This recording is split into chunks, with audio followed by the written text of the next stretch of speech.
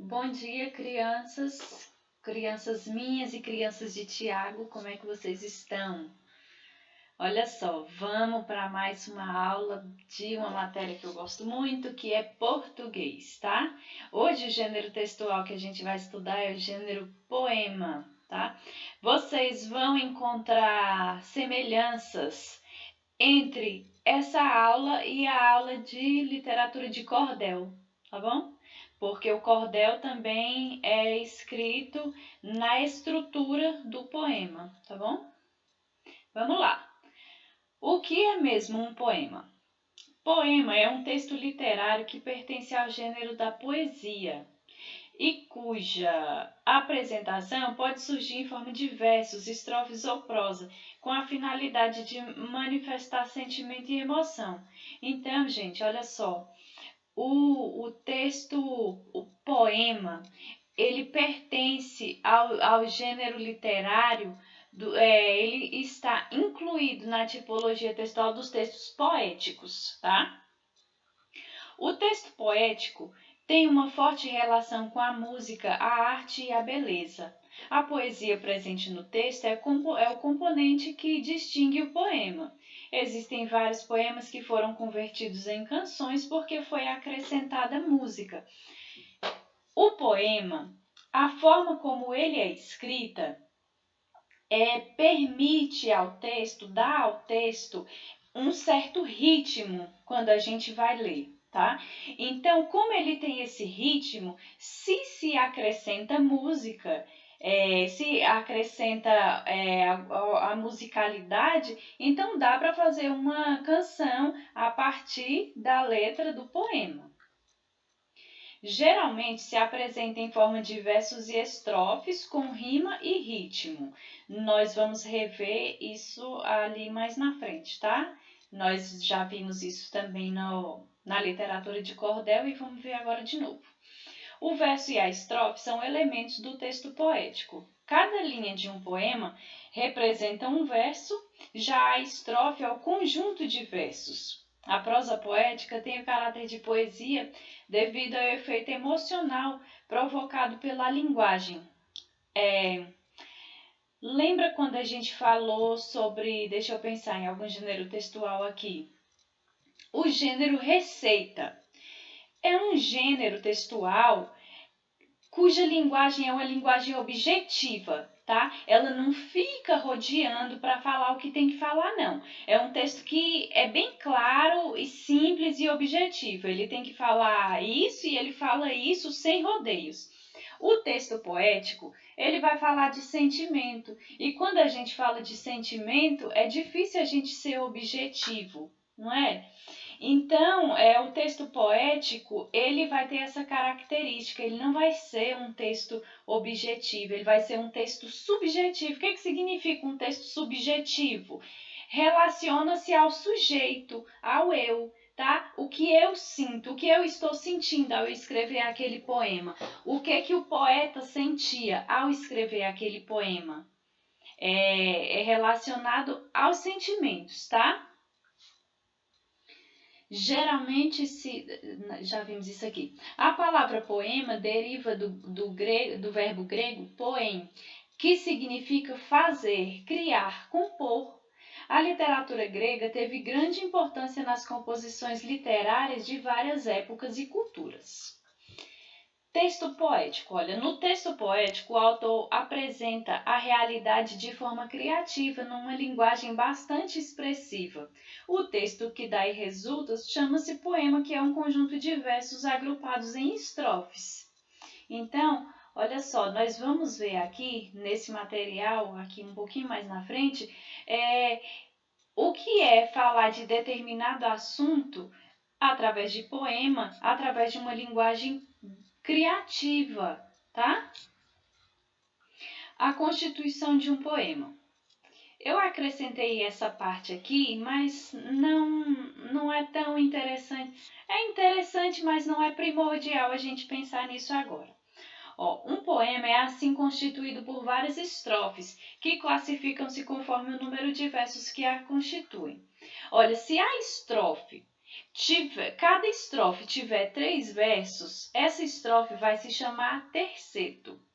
Se ela for constituída por 4 versos, ela vai se chamar quadra. E se ela for constituída por 5 versos, ela vai se chamar quintilha. Agora vamos um pouquinho mais na frente aqui para a gente ver estrofe e verso no poema. Olha, o poema que eu coloquei aqui é desse escritor que é muito legal, Pedro Bandeira. E o poema, ele não escreve só poema, viu, gente? Ele escreve texto narrativo também e os livros dele são muito divertidos. Pontinho de vista. Gente, essa primeira parte aqui, ó, é uma estrofe. Essa segunda parte é outra estrofe. E cada estrofe é formada por versos. Cada linha é um verso. Olha só, um verso, outro, outro e outro. Esse conjunto de versos forma a estrofe, tá bom? Esse poema aqui só tem 2 estrofes. Vamos ler. Pontinho de vista. Eu sou pequeno, me dizem, e eu fico muito zangado. Tenho de olhar todo mundo com o queixo levantado. Mas se formiga falasse e me visse lá do chão, ia dizer com certeza, minha nossa, que grandão. E aí, gostaram? Bonitinho, né, esse poema, fofinho. O menininho, a gente entende que é um menino. Ele está falando que ele é pequeno, mas quando ele fica zangado, aí, como ele é pequenininho, ele tem que olhar para a pessoa assim, ó, com o queixo levantado. Por quê? Porque ele é pequeno. E se ele está zangado com uma pessoa que é maior do que ele, então ele tem que levantar o queixinho dele para ele ver essa pessoa e se zangar com ela, ficar bravo com ela. Mas se formiga falasse e me visse lá do chão, ia dizer com certeza, minha nossa, que grandão. Ele pode ser pequenininho para uma pessoa que é maior que ele, mas uma formiguinha, se olhasse para ele, e se olhar, vai falar, nossa, que grandão, porque em comparação com a formiguinha, ele é enorme, não é? Então, gente, olha só, vamos prestar atenção para algumas palavras desse texto aqui. Zangado. Vocês sabem o que significa essa palavra aqui? Zangado. Quando uma pessoa está zangada, isso quer dizer que ela está brava, está muito chateada com alguma coisa. Então, vocês já ouviram falar numa palavrinha chamada sinônimo? Sinônimo, gente, quer dizer, é uma palavra que tem o mesmo significado que a outra, tá? Qual é uma palavra que tem o mesmo significado que zangado? Para a gente substituir aqui. Bravo, tá? Então, bravo é sinônimo de zangado. Por quê? Porque são palavras diferentes que querem dizer a mesma coisa, tá bom? Agora, gente, vamos ler esse outro poema aqui, que é A Porta, do Vinícius de Moraes.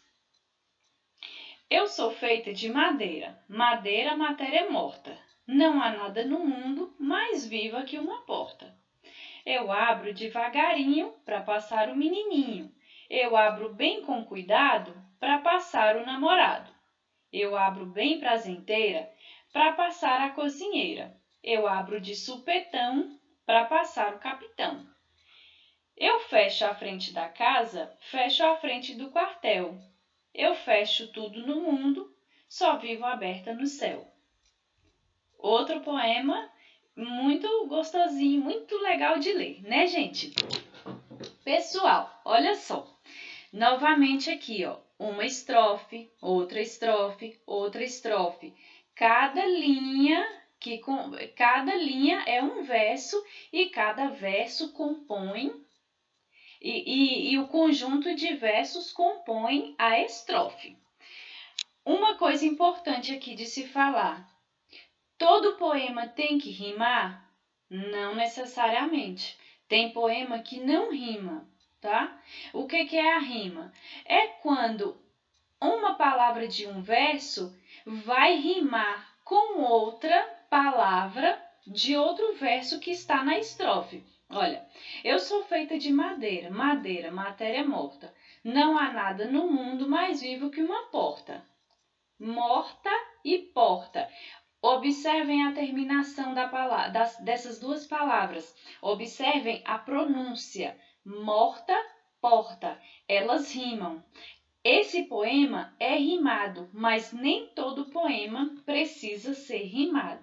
Eu coloquei aqui no material de vocês poemas que rimam porque eu acho mais gostoso de ler, tá? E eu acho que vocês vão sentir isso também. Então, gente, nesse texto aqui, interpretando, ele está falando, é como se fosse uma porta falando, e a porta está falando as suas qualidades, as suas características, para que ela serve. Mas ela está falando de uma forma objetiva? Não, ela está falando assim de uma forma criativa, de uma forma divertida, até porque porta nem fala, né, gente? Então, ela está falando de que ela é feita, mas ela é feita de matéria morta. Mas não há nada no mundo mais vivo que uma porta. Por quê, gente? Olha, a porta abre devagarinho para passar o menininho, abre bem com cuidado para passar o namorado, abre bem prazenteira para passar a cozinheira, abre de supetão para passar o capitão. Então, olha só, o poema está falando de forma muito divertida o que uma porta faz. Ela abre para passar tanta gente diferente, né? Isso não é falar de uma forma divertida sobre um assunto comum? Uma porta é um assunto comum, mas o Vinícius de Moraes falou sobre isso aqui de uma forma bem interessante, bem criativa.